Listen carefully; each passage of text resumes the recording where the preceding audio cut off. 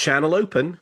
Welcome back to Weekly Trek, a Star Trek news podcast presented by TrekCore.com. I am your host, Alex Perry. What's today's date? The date. Today's show is recorded on April 9th, 2026, and is current through Star Trek Starfleet Academy Season 1, so beware of spoilers. Alright, let's get into the show. Good day, Voyager, and welcome to A Briefing with Neelix. It's a catchy title, isn't it? Weekly Trek is a regular news show covering the biggest stories from the Star Trek franchise. We are in the Alex Kurtzman era of Star Trek, with the 12th television show currently in production and 14 movies to enjoy, and merchandise continuing to fill the Bajoran wormhole. So stick with me, and I'll help you sort the real facts from a lot of the Dominion propaganda that you'll find online. But I can't do this alone, and my guest this week is returning guest Sam Nelson. Sam, welcome back to Weekly Trek. Hey, Alex, thanks for having me back. It's always a pleasure to be on Weekly Trek. All right, Sam, well, you know the drill. I want to know something's got you excited about Star Trek at the moment. What's got you moving at Warp 10? I don't know if I mentioned this the last time I was on Weekly Trek. I don't think so. Back in August or so, I got the bug to start rereading old Star Trek books. Okay. And I started in August. I have done 14 books. Good Lord. Since August. Now, what helped was the nine Vanguard books. I started there. And I peppered my way. It's like Pringles. Once you pop, you just can't stop. You can't stop. You just keep rolling through. And so now I have, but to my wife's chagrin, beside our bed, a stack of old pulpy paperbacks. I've bought a bunch of books, thanks to Peter Trek. I do the $1.99 downloads of some Star Trek books each month from Simon & Schuster. And I've probably got the next 10 books queued up, ready to go. So I have really kind of gone low-key, old school, back to the books. I read every night. It keeps me from scrolling on doom scrolling. And I've actually watched a lot less television. I'm just reading and enjoying the pulpy smell of old books. Okay, so you read the Vanguard novels and first time reading them? I had started the first one a long time ago and did not finish. And this time I started, like you said, and could not stop and blew all the way through them. And since then, I've done some old TOS books. Right now, the numbered I'm on ones? The numbered ones. Oh, and right now, I'm on book 3 of the Dominion War 4-part series with the TNG, Deep Space Nine, where it's the two Deep Space Nine books are adaptations of that series of episodes there. But the one I've enjoyed the most is Enterprise War by John Jackson Miller. It was one that I wasn't sure I liked his writing voice at first, but I really liked the book. And maybe it's because I was rewatching Discovery Season 2 at the same time I was reading that book, just by happenstance.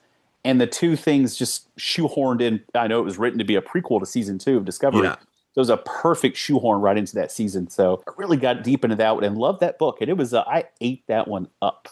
And that's the one with like the mecha suits, right? Yes, yes. And the Enterprise saucer that lands upside down. Super interesting to think that they spent like a year in just kind of really torn up, really messed up. Yeah. But I really enjoyed the book and ended up liking John Jackson Miller. So I'm trying to source a couple of his other Star Trek books now. His other Star Trek books are great. He's one of the best of the sort of modern lineup of Star Trek authors, in my opinion. But my favorite recent book of his that I read, and I say this as someone who has not read 14 books since August of last year. In fact, I've read 0 books since August of last year. But the last, I think, like full Star Trek novel I read right now, I've spent the last year being about halfway through this Greg Cox novel that is one that came out, I don't know if it came out last year or the year before, but it's part of the story is about a true crime podcast about the disappearance of Gillian Taylor after the events of Star Trek 4. Oh. But the best John Jackson Miller book I've read is The High Country, the Strange New Worlds novel that he did.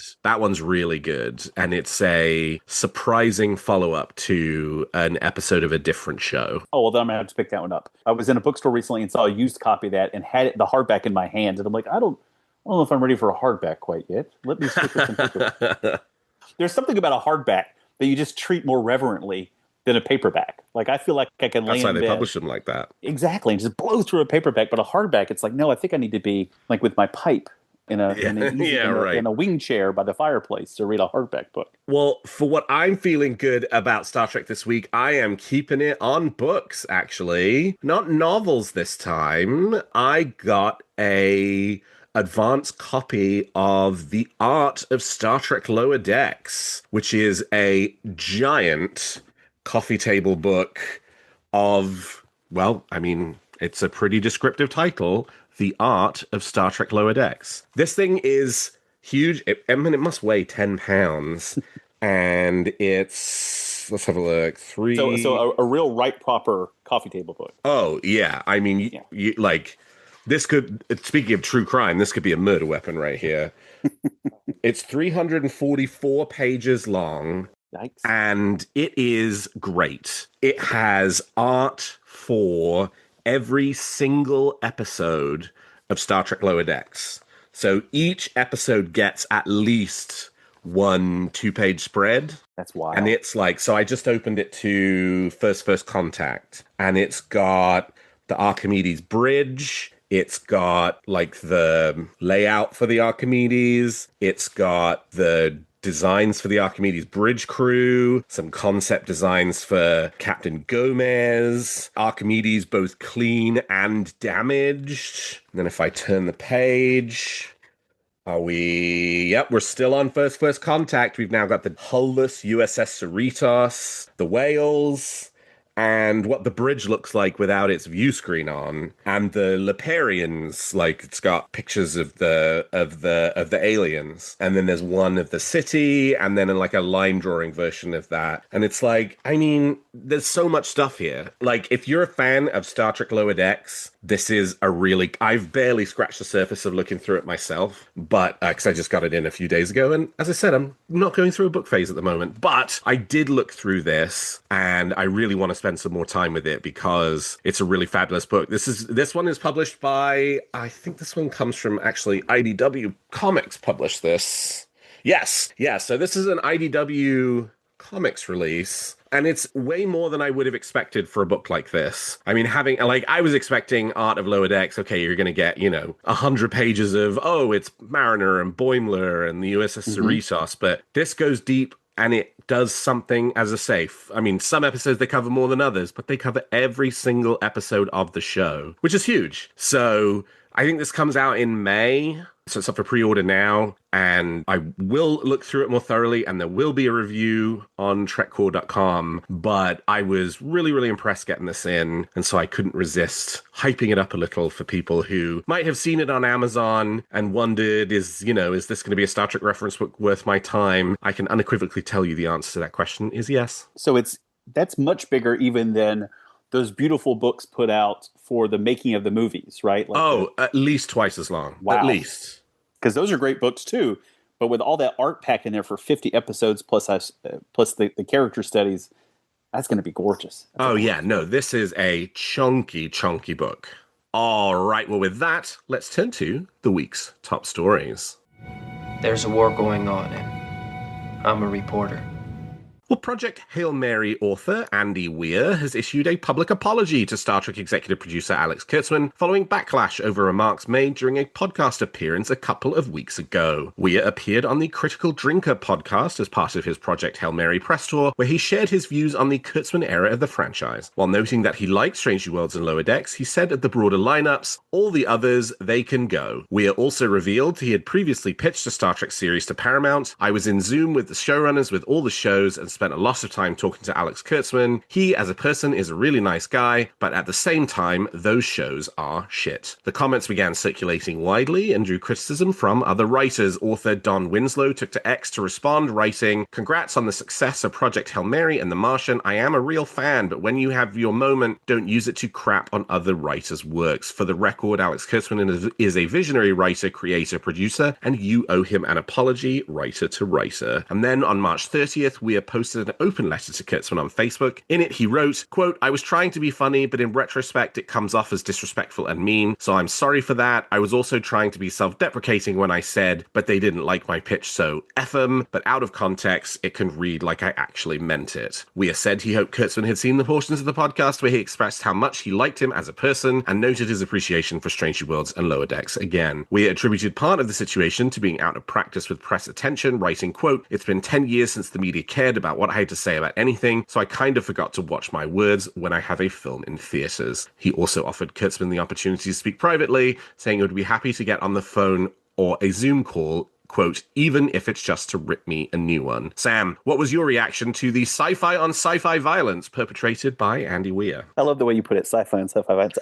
Look, I was excited about the movie. I love The Martian. I have a copy that I did not finish reading of the book. But when I read the comments, and I didn't listen to the podcast, obviously, I'm of two minds. The first mind is I'm defensive of Star Trek. And I'm like, screw him. I'm not going to go see his movie. I don't care. I don't see that many movies anyway. So I did want to make an effort to go see the movie. And I'm like, if that's the way he thinks about it and that's the way he treats other writers, then maybe I'm not interested in seeing it. My other mind is present company excluded. It's a dude talking on a podcast to other dudes. And you say dumb stuff for laughs. And what I assume is probably 3 or 4 people probably talking on a podcast like that. And maybe he got away from himself thinking he was funny, but it's just not funny. It's tacky. And I think Winslow was correct in calling him out for it, that a writer shouldn't take the time to crap on another writer. I am sensitive to that kind of thinking, the cherry picking of shows that if you don't like something, just you don't like it. You don't have to say anything about it. And if you like something, hey, say that you like it. But he was crass and it went over poorly. And I'm glad he apologized. But who knows? He might be the showrunner in 5 years of Star Trek. Who even knows anymore? And he might get his chance after all. But I thought it was tacky, and I'm glad he apologized. But just people. I don't even know what else to say. Yeah, I will preface this by saying I finally got the chance to see Project Hail Mary a few days ago, last Friday night, and I really liked it. I thought it was great. It took me a few weeks to get around seeing it. I was supposed to see it opening weekend. My parents were in town and we were going to go see it, but I had to take my car in to get new tires and brake pads, and it ended up taking a really long time. So I sort of packed my parents off in an Uber to the movie theater, and they watched it, and like I didn't get done with the car until it was like halfway through the movie. So I was not going to go halfway through, and they said it was great. And then all of this happened, and then I was in Nashville for a few days, and like I just didn't have time to sort of get back to it. And same as you, I immediately was sort of became very defensive. I did finally go and see them, was like, I should go see the movie. So I went and saw the movie, and it is great. I mean, it's a great movie, a little bit of art and artist. Mm-hmm. I will say, though, I mean, by his own admission, there's a very clear reason why Andy Weir didn't get a look in for a Star Trek show. And that is not a quote from the previous story, but a quote that Andy Weir has talked about his philosophy about social commentary in his books. And he said, and I'll just read it. Quote, "I dislike social commentary. Like, I really hate it. When I'm reading a book, I just want to be entertained, not preached at by the author. Plus, it ruins the wonder of the story if I know the author has a political or social axe to grind. I no longer speculate about all possible outcomes of the story because I know for a fact the universe of the book will conspire to ensure that the author's political agenda is validated, and I hate that. I put no politics or social commentary into my stories at all. Anyone who thinks they see something like that is reading into it on their own. I have no point to make, and I'm not trying to affect the reader's opinion on anything. My sole job is to entertain, and I stick to that. To that end, I also don't talk about my personal political opinions publicly. I don't want readers to even know, honestly. I don't want that in the back of their minds as they read my stuff." I mean, that's why we didn't get a Star Trek show, dude. Because, like, you can have whatever opinion you want to about the success of the social commentary of the Kurtzman era. Mm-hmm. There's certainly lots of people who think it's overly heavy-handed, but if you look back at the whole history of 60 years of Star Trek, it's full of social commentary. It's a social commentary project. Whether more or less subtle, it is still there. and is not something where it's like, well, if you read into that, that was just you, right? Like, Let That Be Your Last Battlefield, or The Cloudminders, or Taste of Armageddon, or Devil in the Dark, or on and on and on and on and on. These aren't episodes where it's like people have manufactured sort of the presence of social commentary. No, it just is social commentary. And so, like, for somebody who's basically like, I don't do social commentary, it's wonderful that you write original science fiction, because the Star Trek universe is probably not going to be for you. That's just sort of not really part of the Star Trek kind of philosophy and project, is to have nothing to say about the world as it is right now. And making this kind of art is hard, and riding as high as he is on the success of the movie to then go on the podcast of a, charitably fandom menace, sort of podcast, and then slap down as hard as he did talking about Star Trek, knowing how difficult it is to make successful science fiction media. It doesn't reflect particularly well on Andy Weir. But Project Hail Mary is great. I mean, it is a great movie. So, art and artist and all that. But I mean, it's good that he apologized, but what an unfortunate set of comments. Yeah, it's one of those unforced error pieces. And you could take someone like that and put him charitably, perhaps on the outside bubble of what show have you been watching that you profess to love so much versus the show that I watch, even as a kid, when I first started watching the original series in reruns in the early 80s, taught me right from wrong. And and what a good person does versus what a bad guy does. Very, very generically even.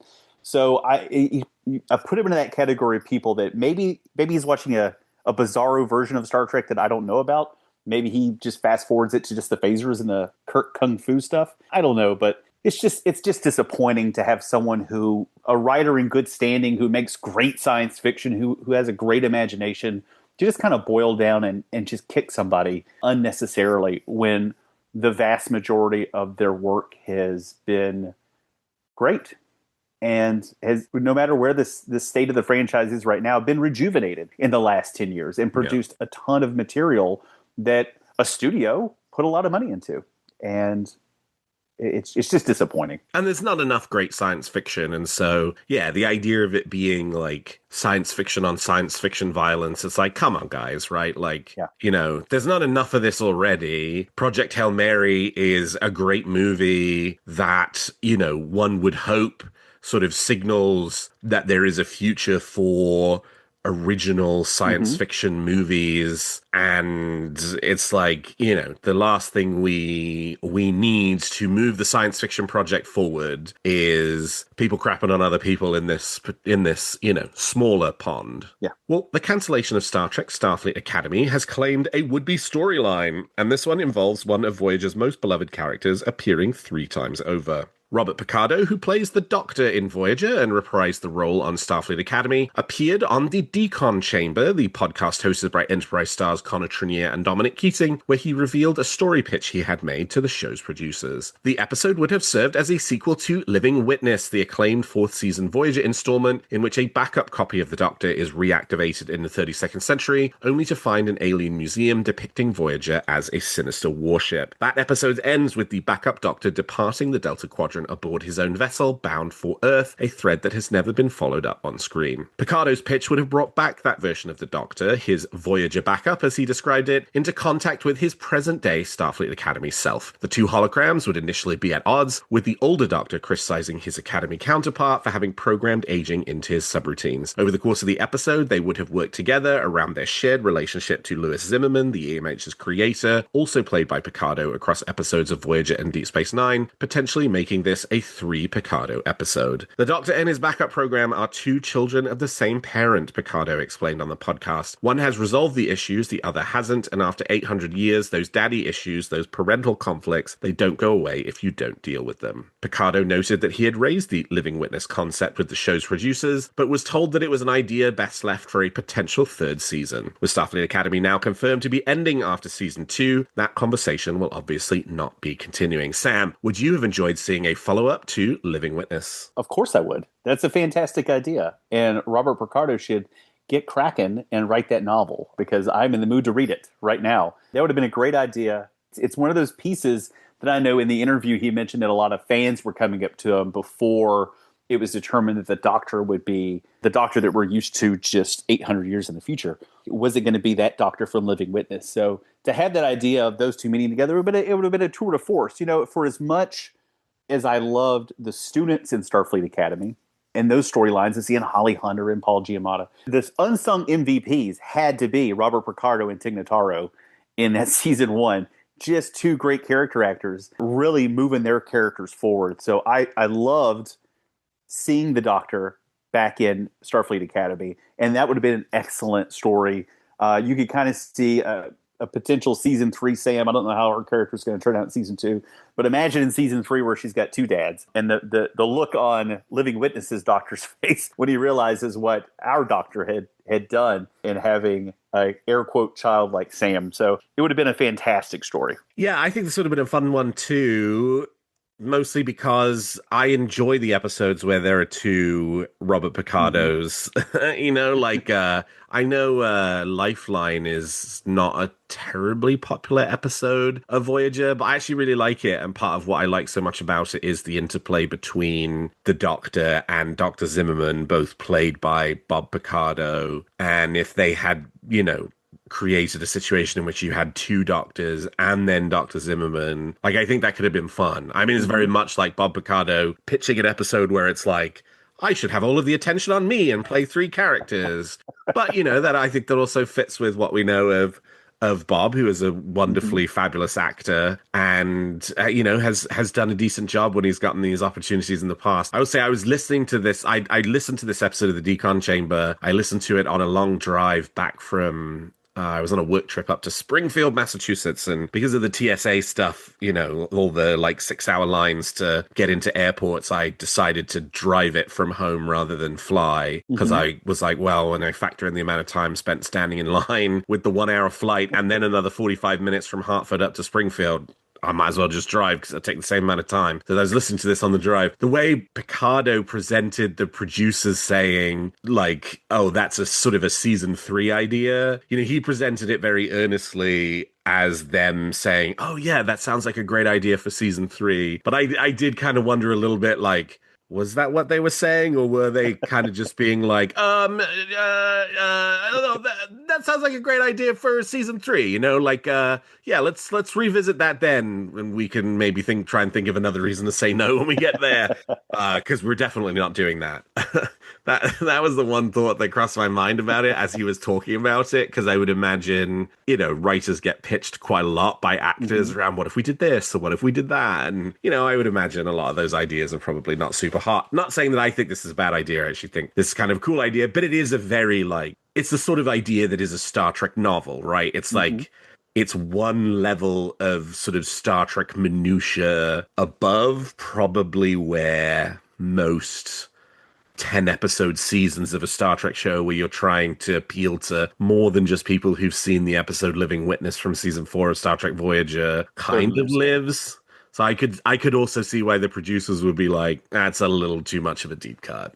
Yes, and I believe, if I'm not mistaken, and I very well could be, that I've heard on the old Delta Flyers podcast that those guys said that Robert Picardo was the most insistent on pitching ideas and line changes and stories to the writers. So this is just a part and parcel of working with Bob Picardo. It's part of his process. Well, Star Trek Enterprise marks its 25th anniversary this year, and a panel of the show's writers has taken the occasion to share for the first time in detail the stories they never got to tell. At Trek Talks 5, the charity event held in aid of the Hollywood Food Coalition, co-hosted by the Trek Geeks, the Sci-Fi Sisters, and TrekMovie.com, writer Diana Kang moderated a panel of Enterprise alumni, including co-creator and executive producer Brannon Braga, writers and co-producers Mike Sussman and Phyllis Strong, Judith and Garfield Real Stevens, who joined the show in its 4th season, and writer and co-producer Andre Bormanis. The panel discussed pitches that were developed, rejected, or reserved for a season 5 that ultimately never came. Garfield Reeves Stevens described a planned 2-parter centered on Colonel Green, the historical figure from the original series episode The Savage Curtain, which would have revealed a family connection between Green and Malcolm Reed. The episode was ultimately passed over, with producers determining it was too similar to the recently completed Augment storyline, though elements of it ultimately made its way into the, let's call it, 2-part series finale for Star Trek Enterprise, Demons and Terra Prime. The Colonel Green concept itself was replaced by Observer Effect, the bottle episode featuring the Organians that required no guest stars and minimal visual effects, which was a decision driven by budget constraints. The Reeves Stevens also pitched an episode that would have cast First Contact actress Alice Krieger as the head of Starfleet Medical, a character who, over the course of the episode, chooses to join the Borg Collective, effectively depicting the origin of the Borg Queen. Brannon Braga called it a cool idea that, quote, we should have done, though showrunner Manny Coto declined it on the grounds that he did not want Enterprise to rely too heavily on connections to other series. A third concept from the Reeves Stevens, one they described as never formally pitched, would have brought the Enterprise crew forward in time to Space Station K7, simultaneously with Kirk's crew and Sisko's crew, building on the events of Deep Space Nine's trials and tribulations. Andre Bormanis shared a pitch he did bring to Manny Coto, an episode set on Stratos, the Cloud City from the original series episode The Cloudminders, depicting the settlement's early construction before the class stratification scene in the episode had taken hold. Bormanis recalled Coto responding enthusiastically, telling him that's a season 5 story. The overarching shape of that 5th season was something Coto had already planned in some detail. Mike Sussman confirmed the primary ambition for season 5 was to move towards the Romulan War. Brannon Braga added that Coto, who passed away in 2021, had the arc fully mapped out. There's more in the full Enterprise Writers panel, which you can check out on YouTube. Sam, do any of these episode pitches appeal to you? Well, maybe I'm just a simple guy who loves Enterprise. It's his favorite comfort show. I'd eat all that up. It all sounds fantastic. The Alice Krieg coming back as the head of Starfleet Medical, that's a very interesting concept. I did like the Cloudminders, seeing Stratos being built. That'd be a neat callback. Yeah, there's just great ideas. And it's once more into the, I don't even know what chapter we would be on in the Star Trek coffee table book of lost ideas along the way.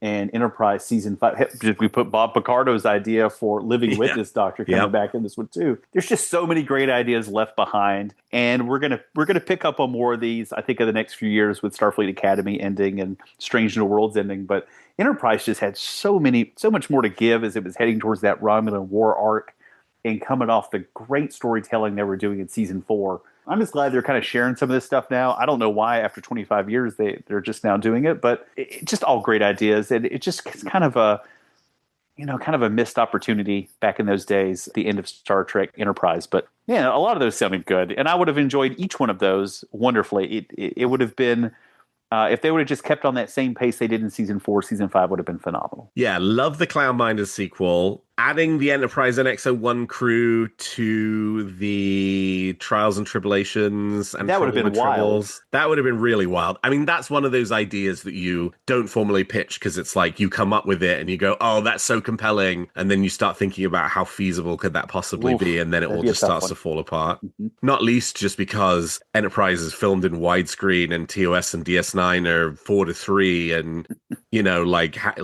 how do you integrate the clips together if you're, doing it that way anyway? Let alone all the expense of rebuilding again the TOS sets and rotoscoping people into, the various different scenes. But it is a very fun concept. And that's like perfect fodder for a book, where you don't have to worry about any of that production stuff. You can just ultimately have fun with it. The fabric of time and space around K7 during the Tribbles moment would be ripped apart if another crew showed up. I do, as much as on the one hand, I'm like, I love Regeneration.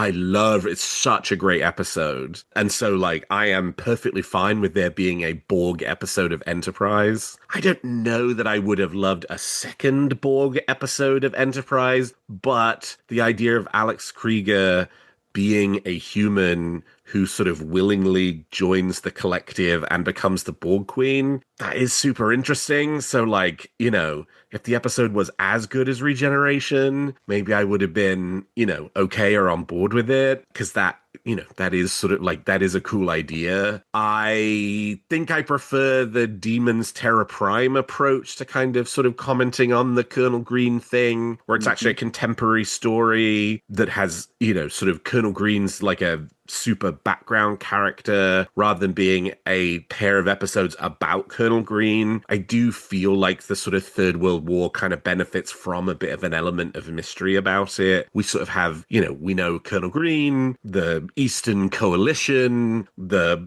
you know, post-apocalyptic legal system. You know, we sort of have a bit of a sense of what some of that looks like. But I think that's one of those areas where Star Trek sort of benefits from there being this kind of mysterious Third World War that you don't know all the details behind. And then the sort of Star Trek timeline kind of picks up and carries forward from there. And, you know, that's where all the details start to fill in. But it's always interesting to hear these.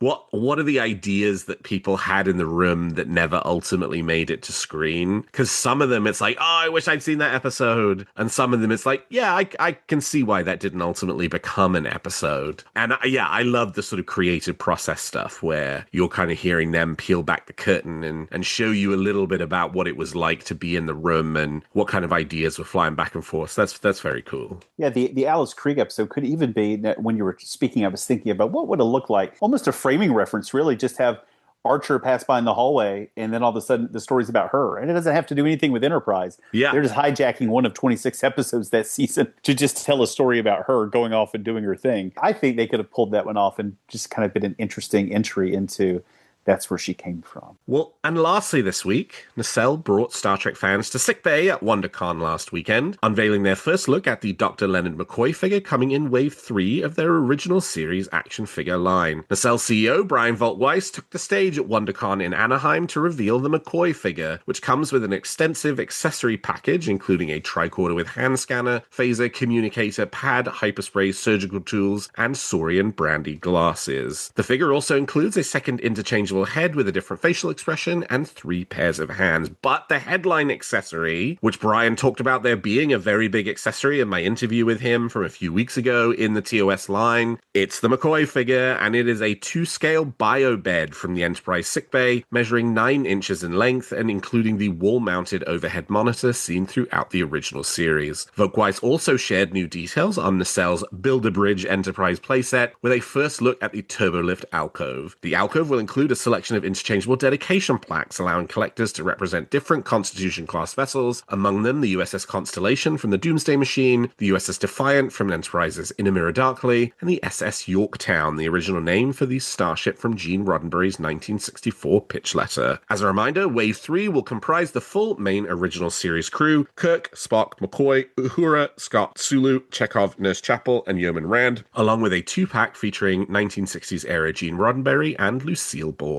Nacelle has previously revealed renders for the Spock and Uhura figures. Pre-orders for Wave 3 are expected to open in the second half of 2026. Wave 1 is shipping now, and Wave 2 figures are currently available to pre-order through the Nacelle website and other retailers. Sam, I know you are keeping your Star Trek merchandise to a Star Trek II The Wrath of Khan theme. Let me ask you, if the TOS bridge is so successful that they then do a Build-A-Bridge for the Wrath of Khan Enterprise bridge, in which you could then swap it for the color scheme for the Reliant, so you could both have the Enterprise and the Reliant, would you be on board for that? Brian must be stopped. Alex, I was going to keep it to Star Trek 2, and then as soon as the bridge was announced, I lost all sense of reality, and I'm 100% in. I'm not going to buy the whole thing. But like he said in your interview with him a few weeks ago, a lot of people are going to buy the captain's chair and the navigation helm console and the turbo lift and Uhura Station. I'm like, I can justify those pieces. I can justify 70% of the bridge. I wasn't going to buy the TOS characters. And then I saw McCoy's Biobed. And I'm like, you know what? I for a living, I'm in banking. And I try to tell people not to do the things I'm about to do. And that is, I'm going to buy the whole damn thing. And I'm going to buy the whole third wave. And yes, One my of God, us. Alex, One of us. if they did the Star Trek 2 bridge where I could swap it out for that slightly greener Reliant bridge, yeah, just take my money. 100%. I could put. I have plenty of line of credit on the house. Do it. Let's just do it. I don't know where I'm going to put Roll it up into the mortgage, brother. Yeah, That's right. let's do it. Keep the rates low right now. Is it's going to be? Yeah, just do it because I lost my mind and I'm like I have to do this now. There's no way out. It's a beautiful. They're beautifully rendered. I've already got my Peter Preston, and I bought Valkyris only for the Genesis device, and I've pre-ordered Carol Marcus, and I'm like, okay, I'm just going to keep looking out for these Star Trek 2 ones. No, I'm all in for Wave 3. I'm all in for most of the bridge. Yeah. I'm going to get the Biobed for McCoy. That's what we like to hear. Closet up high has already got a bunch of stuff I have nowhere to do with it. I'm just going to keep packing it full, Alex. Yep. He just makes great product.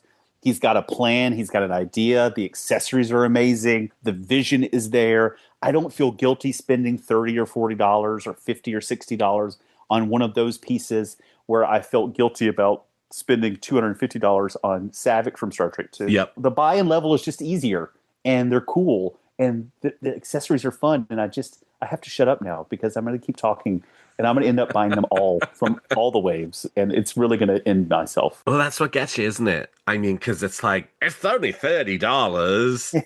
So, like, yeah, for $30, I'm going to get a Peter Preston. Of course I'm going to get Peter Preston. What are you talking about? Silly not to. Yeah, for $30, of course I'm going to get a Valkyris and a Genesis device. Yes. And then for $50, of course I'm going to get, Scotty's station on the bridge and the Turbolift. Because it can't just end at the Turbolift, right? No, I got to go one station over. And then you got to get Ahura's. And then you got to get the next one over, and then you got to get Spots. You can't not get the science station. And then you got to go get the one you never even see because that's where they put the camera 95% of the time. Who is even there? Nobody. Exactly. Nobody. And then you got to get the view screen, and then, then it's just a round room. You got to have the bits in the middle, so, Yeah. And then all of a sudden you've got them all. Yes. So I can certainly understand it's a really compelling price point, and that's that's the thing. Like I totally get why the XO6 figures are as expensive as they are, and I've ordered all except one of them. But I can definitely understand why for a lot of fans something like the Nacelle figures is a much more manageable proposition, but also then a lot more in sort of enticing you and bringing you in, and hey. I mean, buying 8 action figures, even at $30 a pop, you're still ended up, that's still, you're spending as much on one XO6 figure as you are on the Wave, but with the Wave, you get 8 characters. So 8 characters. And, I've never bought drugs off of someone, but I imagine this is how it starts. And you just, before you know it, you're just addicted. And I'm addicted now. Yeah. Welcome to the club.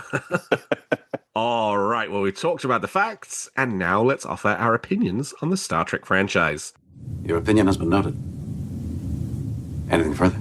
So as we transition from the news section to the opinion section each week, my guests and I will give you a Star Trek opinion, wish, or theory we're nurturing that week about any aspect of the Star Trek franchise we want to opine on. So Sam, let's hear it. What's your big Star Trek opinion for this week? My opinion is going to kind of go back to probably what's been most people's train of thought at the moment with the future of Star Trek. And I'm embracing the unknown. And I think maybe my reading of old 80s and 90s books has kind of brought me back into more of a tactile vision of what Star Trek can be for me. I canceled my Paramount Plus subscription as soon as Starfleet Academy ended. I don't want to give my money to those folks if they're not going to respect me and my fandom. I will come back when Strange New World Season 4 comes back, and I will give them 10 weeks of my money. But I have not purchased all the stuff on DVD or Blu-ray, I should say. I had the original series and I have Prodigy, but I bought because I was in the middle of watching Discovery. And when I canceled my Paramount Plus subscription, I went and bought the complete series of Discovery so I can finish watching that. Yep. And I'll continue to buy those, and I'm going to backfill my catalog. And I'm going to have real hard copy of those seasons, and whatever happens, happens. When I was younger, I was in high school and college, and I stopped watching Star Trek for a little while. And it wasn't until Enterprise came out in 2001 that kind of brought me back in. And that kind of rekindled my love for Star Trek after a little bit of an nadir for me. And when it got canceled, that was tough. And I feel like a lot of our fans who came on during the Kelvin and Discovery Kurtzman era of Star Trek, they're going to feel something that we felt in the past. And I don't want to feel that way this time. I know that maybe in 2 or 3 years, maybe political tides will have shifted, and the Star Trek that we get in the future, we're far enough out where maybe it'll be a little bit better after a few years of rest. Maybe we don't need to do anything right now because it'll be tainted or painted a little differently. So maybe a rest is okay. And I'm glad for what Alex Kurtzman did, and I love all those shows. In the middle of my Discovery rewatch, I appreciate it more now than I did when I watched it the first time and I liked it. But now I really fell in love with seasons 1 and 2. And I'm going to miss having new stuff to look forward to 20 or 30 weeks out of the year. But gosh, we got a lot of stuff to appreciate. And I'm proud to be a Star Trek fan. And I'm going to look forward to the things that I have and appreciate what we have in our fandom and appreciate the friends that we've made along the way. And I'm going to look forward to being in Vegas in August for the 60th anniversary. And I'm going to keep reading my books, and I'm going to watch my Blu-rays now. And I'm really going to embrace what being a Star Trek fan for 40 plus years of my life has meant to me. And I'm going to go into this next period of no Star Trek with a very different attitude, loving what we have and looking forward to something a few years down the road that hopefully will align with the last 60 years of what we have. Yes, here, 100%. And yes, and we don't know what's going to happen yet after Starfleet Academy Season 2, Strange New Worlds Seasons 4 and 5. Mm-hmm. It could be the case that we are in for a break that lasts longer than the 2-year break between Star Trek Strange New Worlds Seasons 2 and 3. It could be the case that there's a show that comes along 6 months after it. We we really don't know yet at this point exactly what Paramount Skydance's plan for the franchise is moving forward beyond we just know that it's not Strange New Worlds and it's not Starfleet Academy. So if the Kurtzman era is coming to an end or not, what does that mean in terms of, are we looking at a 2005 to 2017 style break? Are we looking at something different? Don't know yet. We'll have to sort of figure all that out. But you make this really fundamentally important point, which is there's a ton of Star Trek to enjoy. I mean, there's 964 episodes of Star Trek, and then there's not 900 novels, but there's a lot of novels. There are. Right? There's a lot of books on Star Trek. I own them. I think I own them all. I've probably only read a quarter charitably, which means that there's still 3/4 of the entire collection of Star Trek novels that I personally have not read. And so there's still a lot of new Star Trek stories, and there will be more books and there will be more comics, and Star Trek's not going away, but we are entering this sort of period in which we do have this sort of question mark that's sitting over what comes next. And that's not me saying it's not going to be a 5 to 10 year break. Maybe it will be a 5 to 10 year break, but it's just as likely to be a 5 to 10 year break right now as it is Strange New Worlds Season 5 will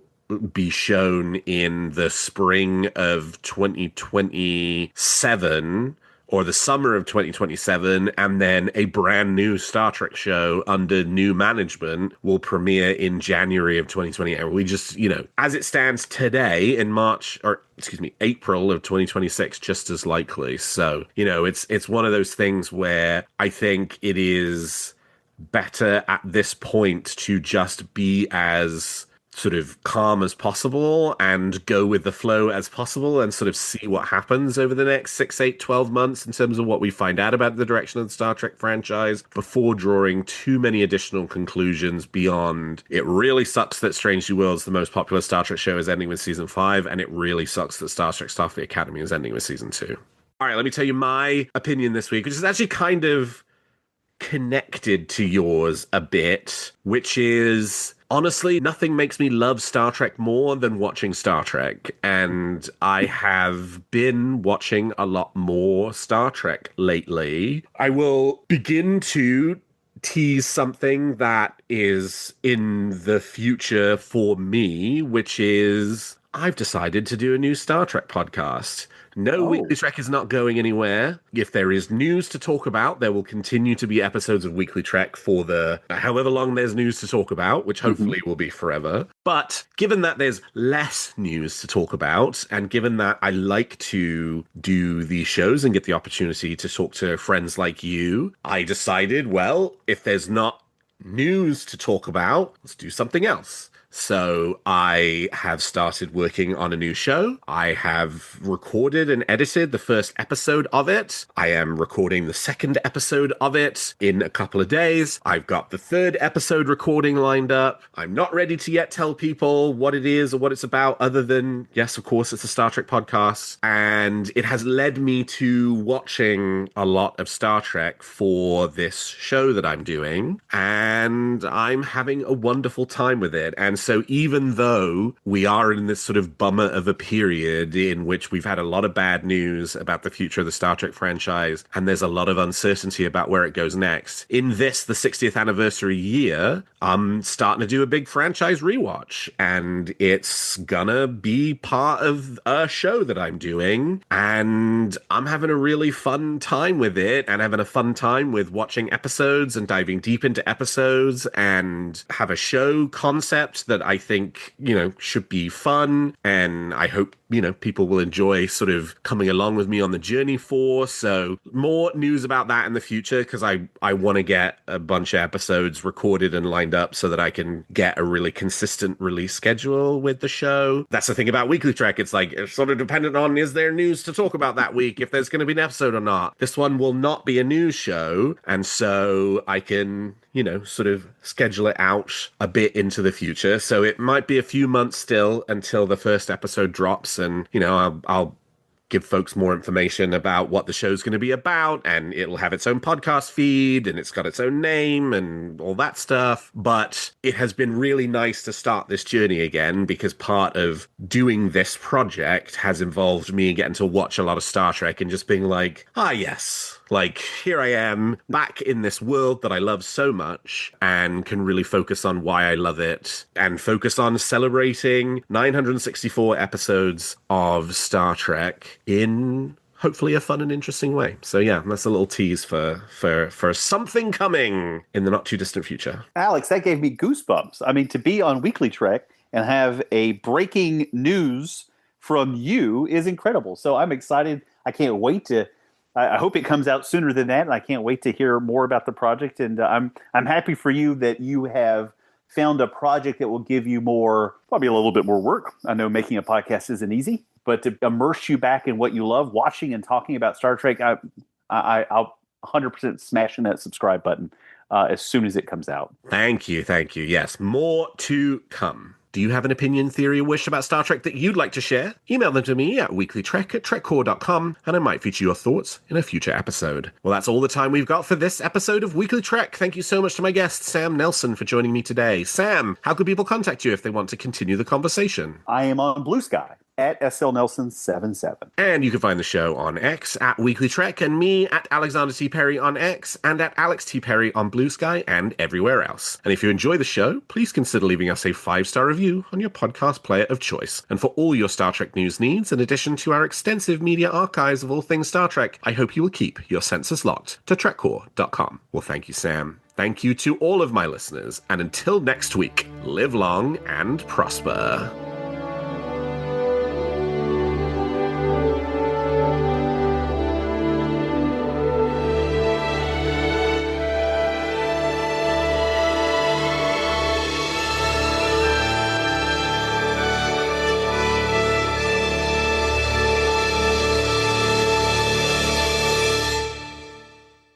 Weekly Trek is a production of TrekCore.com and owned by Trapezoid Media, LLC.